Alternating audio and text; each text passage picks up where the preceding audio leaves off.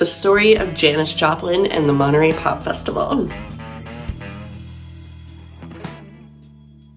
Janis Joplin was this incredible force in music and culture. Her status as an icon has almost outgrown any reality to her story, and it seems like there are as many myths and legends about her as there are tragic truths. Really, there have been few performers throughout history who have shaken the earth so voraciously. People talk about Janis in the 2020s, it's almost as if she exists in mythology alone. They mention things like the 27 Club, and they talk about her stunning, earth-shattering voice. But as the years go by, the true story of Janis Joplin is getting lost to the very few blurry videos and photographs that we have of her. 27 years old, so ridiculously young, and we can look back now and see that. So today I want to look at Janis at her peak.